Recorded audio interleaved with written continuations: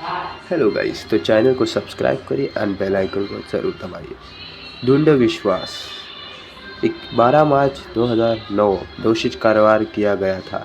अपराधी आरोप प्रतिभूति धोखाधड़ी, निवेशन और सलाहकार धोखाधड़ी, मेल धोखाधड़ी, वायर धोखाधड़ी, मनी लॉन्ड्री, झूठ बनाए झूठी गवाही, एसएसआई के साथ गलत फाइलिंग करना, कर्मचारी लाभ योजना से चोरी, जुर्माना 150 वर्ष का कारावास, 17.179 बिलियन अमेरिकन डॉलर की जरूरती प्रतिभूति युद्धों से आजीवन प्रतिबंधन गिरफ्तारी की थी। 11 दिसंबर को 2008 में मैडॉफ ने 1960 में एक पैनिक स्टॉक ब्रोकर से की स्थापना की, जो अंत में Bernard Allen Madoff investment securities में विकसित हुई। उन्होंने 11 दिसंबर 2008 को अपनी ही गिरफ्तारी तक कंपनी के अध्यक्ष के रूप में कार्य किया। उस वर्ष की मकरम फर्स एसमेंसेंडी 500 शेयरों में 6वीं सबसे बड़ी मार्केट मेकर थी, जबकि व्यवसाय के स्टॉक ब्रोकर्स के हिस्से की सार्वजनिक प्रोफाइल थी। मैडॉफ ने अपने ही असिस्टेंट में मैनेजमेंट व्यवसाय को कम प्रोफाइल और अन्यथा रखने की कोशिश की।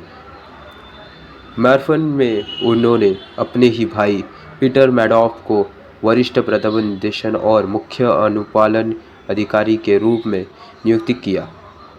फिंटर की बेटी शाना मैडॉफ को मैरवन के नियमों और अनुपालन अधिकारी और वकील के रूप में, और उनके ही अब दिवंगत बेटों मार्कर मैडॉफ और एडोस्यू मैडॉफ को पीटर को 2012 में 10 साल की जेल की सज़ा सुनाई गई थी, और मार्कर ने अपने ही पिता की गिरफ्तारी के ठीक 2 साल बाद 2010 में खुद को फांसी लगा ली थी।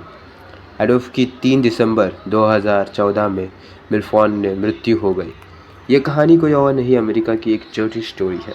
जन्म बर्नार्ड डलोरेस मैडॉफ 29 अप्रैल 1948 न्यूयॉर्क शहर, न्यूयॉर्क, अमेरिका। मृत्यु मूत 14 अप्रैल 2021 की आयु में 82 बर्टन, अतिरिक्त कोलोरिया, अमेरिका। शिक्षा हॉफस्टॉल विश्वविद्यालय, बीए, बिक्वेल लॉ स्कूल ऑफिस ले लिया गया।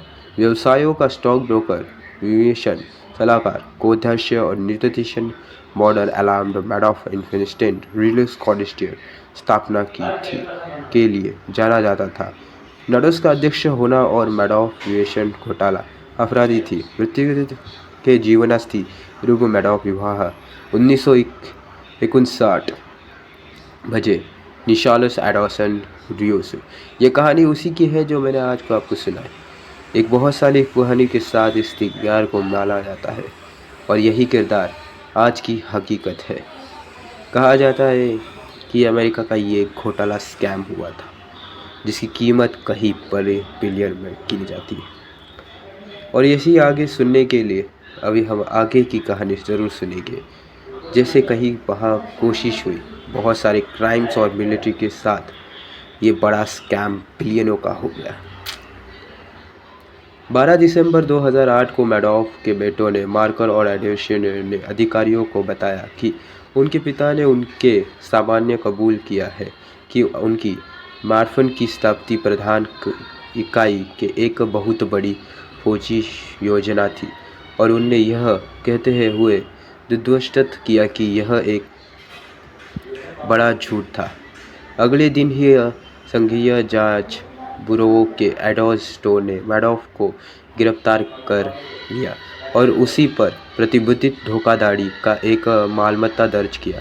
अमेरिकन नीति में और विभिन्न नीतियों में अध्यक्ष एसएससी ने पहले उसकी व्यावसायिक प्रार्थनाओं की कई जांच की थी, लेकिन बड़े मैडॉफ ने पर धोखाधड़ी का प्रदर्शन नहीं किया था।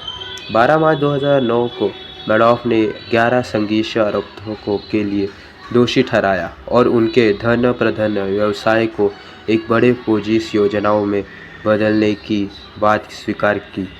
मैडॉफ निवेशन घोटाले ने हजारों निवेशकों को अरबों डॉलर का सूचना लगाया था। मैडॉफ ने कहा कि उन्होंने 1990 के दशक में की ही शुरुआत में फौजी योजना शुरू की थी, लेकिन ये पूरा व्यापारी ने अदालत में 1917 के दशक की शुरुआत से मैडॉफ के लिए फर्जी रिकॉर्ड बनाने की बात स्वीकार की। जिन लोगों ने पर लापता धन को व्यवसाय पाने का आरोप है, उनका मानना है कि निवेशन का ऑपरेशन कभी भी वैध नहीं रहा। लोगों का क्लाइंट खातों से गायब हुए राशि लगभग 65 बिलियन डॉलर थी, जिसमें फर्जी लाभ भी शामिल था। ये सुनने के बाद तो ज़रूर आपको भी हिल चुके हैं। 65 बिलियन डॉलर थी। क्या कहा जा सकता है ये स्कैम? तो ये है बहुत बड़ा scam. Securities investment protection corporation SSICPC के इंस्टीट्यूट ने निवेशकों को 18 बिलियन का व्यावसायिक प्रत्यक्ष नुकसान होने का अनुमान लगाया था, जिसमें से डॉलर कहा जाए तो 14.4180 बिलियन की वसूली की जांच की है और वापस कर दी गई है, जबकि अतिरिक्त फंड की तलाश जारी है। 29 जून 2009 को मैडॉफ को 150 साल की जेल की सज़ा सुनाई गई, जो अधिकतम सज़ा थी। 14 अप्रैल 2021 को अतिरिक्त कैरोलिना के बर्टन के फेडरल मेडिकल सेंटर में क्रोनिक किडनी रोग से अनुनित मृत्यु हो गई। उनकी मौत के बाद ये पूरा फैसला हुआ कि ये बहुत बड़ा स्कैम था, जो न्यूयॉर्क सिटी में अमेरिका के बहुत बड़े स्कैम में शामिल हुआ। आज भी वो दर्ज कहा जाता है कि ये ब्रोकर्स की बहुत बड़ा स्कैम, जहाँ कहा जाता है कि 65 बिलियन डॉलर। क्या ये कहानी सच है? तो यस, ये वही कहानी है जिन्हें आपने सुनी, मॉडर्न लॉरेंस मैडॉफ। आगे बनते रहिए चैनल के साथ। Thank you.